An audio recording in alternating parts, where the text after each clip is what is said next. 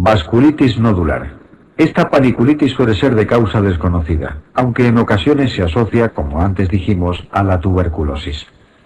Sobre ella sería interesante subrayar los siguientes aspectos. Localización en cara posterior de las piernas. Lesiones ulceradas con cicatriz posterior. Histológicamente es lobulillar con vasculitis. En estos tres aspectos difiere por completo del eritema nodoso. No obstante, el tratamiento es en general el mismo: reposo y antiinflamatorios no esteroideos en la mayoría de los pacientes.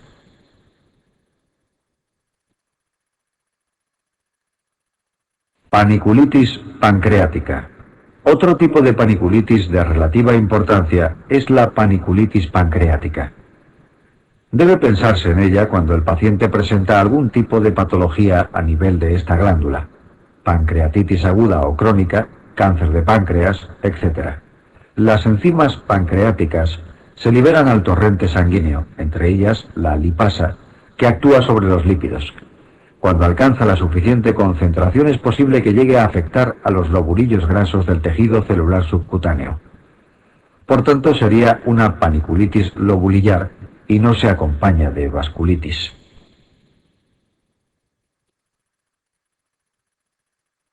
Dermatología y enfermedades sistémicas. Muchas enfermedades de otros órganos pueden acompañarse de lesiones en la piel.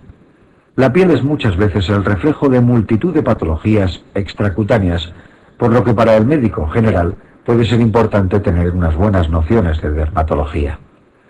No obstante, a continuación solo haremos rápida mención de algunos puntos muy concretos, ya que la mayoría de ellas se estudian ampliamente en otras partes del manual CTO.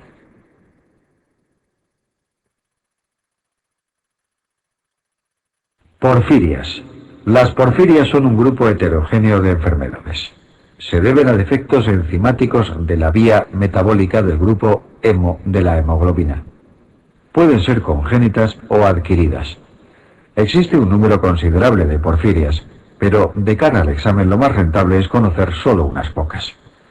En este diagrama mostramos dos polos opuestos: la porfiria cutánea tarda, con afectación únicamente hepatocutánea, y la porfiria aguda intermitente, también llamada porfiria sueca, que solo afecta al sistema nervioso y nunca a la piel. Entre ellas existen algunas intermedias, con afectación de piel y sistema nervioso, como la porfiria variegata. Esto es fácil de recordar por el parecido entre variegata y variada, ya que su clínica es mixta entre las otras dos.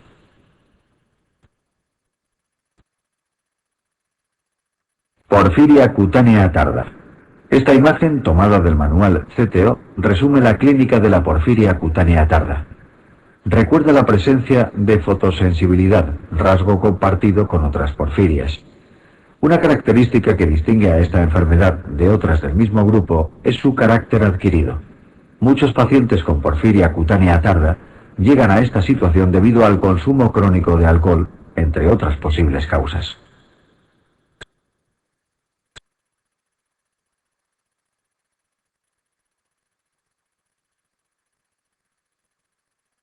Porfiria eritropoyética congénita. La porfiria eritropoyética congénita, también llamada enfermedad de Günther, es muy grave y se manifiesta desde el principio de la vida. Es fácil de recordar si se piensa en el hombre lobo. De hecho, los populares hombres lobo no eran sino humanos afectos por esta enfermedad.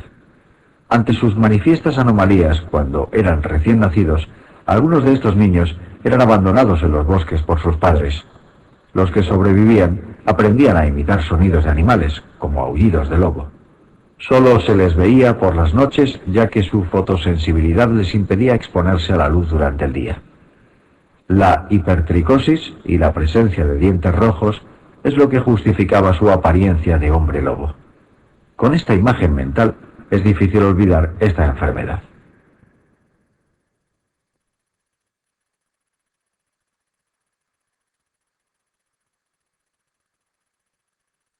Diabetes mellitus.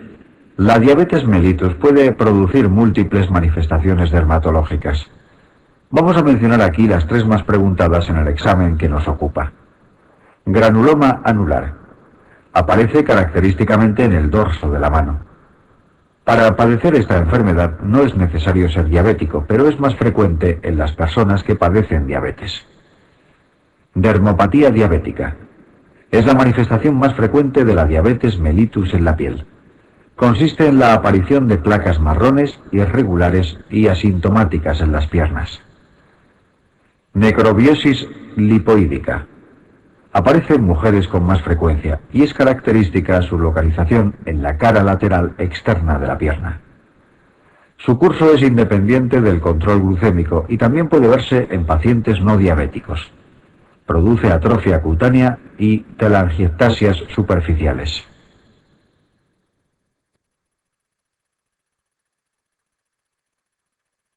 Enfermedad de Graves. La enfermedad de Graves, desde el punto de vista dermatológico, debe ser recordada por dos aspectos: el mixedema pretibial y los cambios ungueales. El mixedema pretibial se debe a la activación inmunológica de los fibroblastos que producen mucopolisacáridos, acumulándose en cara anterior de las piernas. El curso clínico de esta dermopatía no depende del control de la enfermedad tiroidea. Por otra parte, los cambios ungueales consisten en una onicólisis distal sobre unas uñas que se vuelven cóncavas. Estas manifestaciones reciben el nombre en conjunto de uñas de Plummer.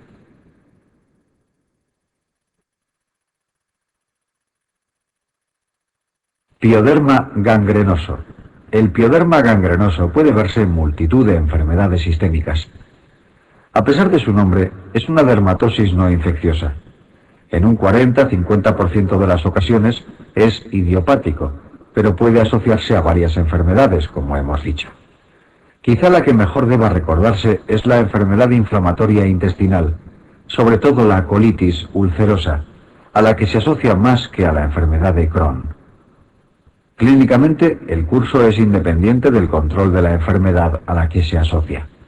Es una dermatosis muy dolorosa y consiste en úlceras socavadas de crecimiento progresivo. Como puede verse, el fondo es necrótico y alrededor de la lesión existe un halo eritematoso.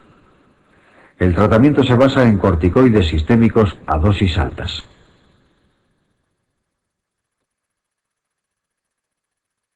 SD Cronkite Canadá. Dentro de los múltiples síndromes que producen pólipos en el colon, Peutz, Jägers, Gardner, es posible la asociación de ciertas dermopatías. Estas enfermedades están ampliamente comentadas en el manual CTO de Digestivo y Cirugía General. En el caso del síndrome de Cronkite-Canadá, es frecuente la aparición de la alopecia universal, trastornos ungueales e hiperpigmentación cutánea, recordando a cierto personaje como vemos en la fotografía.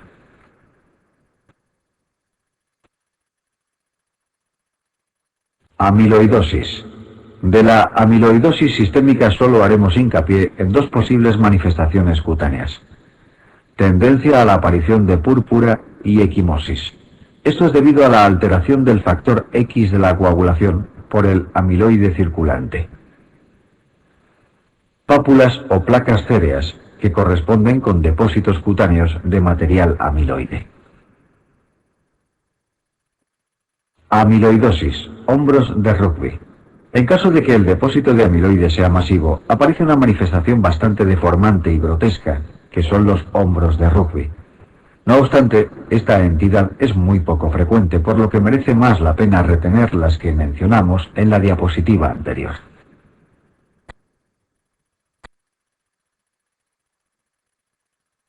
Dermatomiositis. La dermatomiositis es una conectivopatía muy preguntada en el examen últimamente. El eritema heliotropo es una de sus manifestaciones más típicas, de coloración violácea y en región palpebral. También es muy característica la aparición de pápulas y placas eritematoviolaceas en el dorso de los nudillos, llamadas pápulas de Gottron. Aunque menos preguntada en el examen, otra manifestación típica es la aparición de telangiectasias periungueales. Por otra parte, en ocasiones se manifiesta también con alopecia, que en este caso sería cicatrizar. Es importante recordar este detalle. Las alopecias son bastante susceptibles de ser preguntadas como ha ocurrido en convocatorias recientes.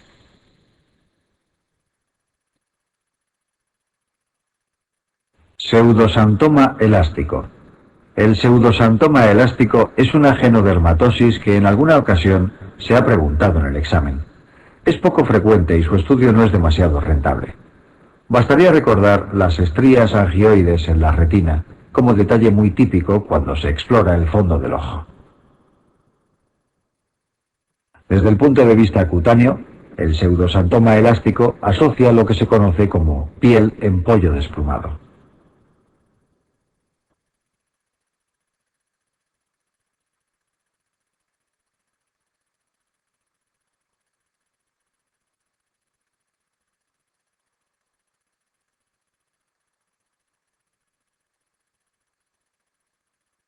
Síndrome de Marfan. El síndrome de Marfan podría ser preguntado en distintas especialidades. Es un trastorno autosómico dominante con expresividad variable que se caracteriza por lesiones oculares, luxación del cristalino, esqueléticas, cifoescoliosis, aracnodactilia, deformidad torácica, cardiovasculares, aneurisma aórticos y prolapso mitral. Cutáneas, estrías de distensión, las más frecuentes.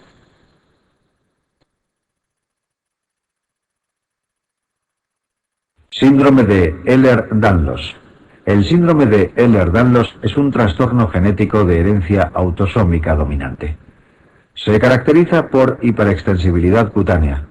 La piel es blanda, arrugada y aterciopelada. Hay fragilidad aumentada y retraso en la cicatrización de las heridas. Puede haber además anomalías oculares y laxitud ligamentosa.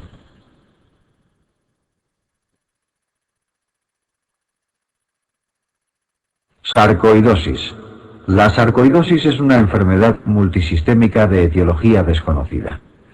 El órgano afectado con mayor frecuencia es el pulmón, como se explica en el capítulo de neumología. No obstante, existen también manifestaciones cutáneas que merece la pena conocer. Algunas de ellas son inespecíficas y pueden verse en muchas otras enfermedades, como el eritema nodoso. Sin embargo, hay algunas otras que son más típicas de la sarcoidosis. Lupus pernio es la más característica. Se trata de una placa indurada, violácea y crónica. Tiende a aparecer en la nariz, labios y pabellones auriculares. Pápulas y placas purpúricas. Son elevadas y duras. Aparecen en espalda, tronco, extremidades, cara con distribución simétrica. El centro suele ser pálido y atrófico.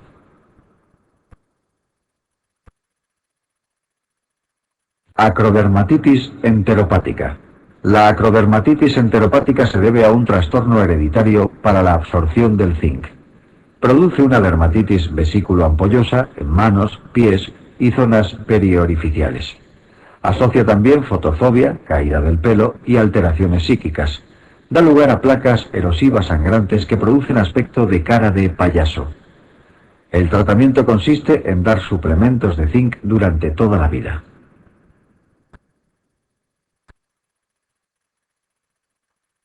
Escorbuto. El escorbuto se debe al déficit del ácido ascórbico o vitamina C. Se asocia a una dieta pobre en frutas y verduras frescas.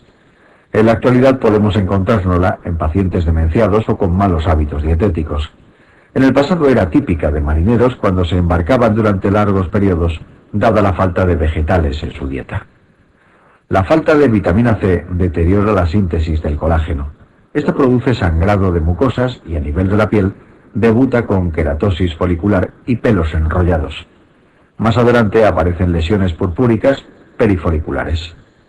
El tratamiento consiste en administrar alimentos ricos en vitamina C.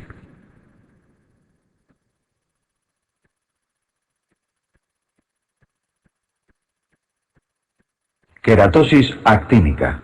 La queratosis actínica es la lesión cutánea precancerosa más frecuente que existe. Su aparición se relaciona con la exposición solar crónica. Por ello se localiza con más frecuencia en zonas fotoexpuestas. Afectan prácticamente al 100% de la población de raza blanca de países soleados. Clínicamente son maculopápulas eritematosas. Hay escamas o costras en superficie. evolucionan a lo largo de meses o años y el diagnóstico es sencillo. Histológicamente presentan displasia queratinocítica basal. Un porcentaje elevado, 20%, progresa a carcinoma epidermoide si no se trata. Estas lesiones pueden tratarse con 5-fluorurácilo tópico, crioterapia o cirugía. Recientemente, el imiquimod también se ha incluido en el arsenal terapéutico frente a esta entidad. La semimucosa del labio inferior es muy vulnerable al daño por el sol. En ella se producen lesiones equivalentes a la queratosis actínica. En el caso del labio se denominan quelitis actínicas o quelitis abrasivas de Manganoti. Son también precursoras de epiteliomas espinocelulares. Es importante ser agresivo frente a ellas, puesto que el labio inferior posee una importante irrigación linfática. Por ello, las metástasis ganglionares serían precoces si se produjese un carcinoma epidermoide a partir de la quelitis actínica.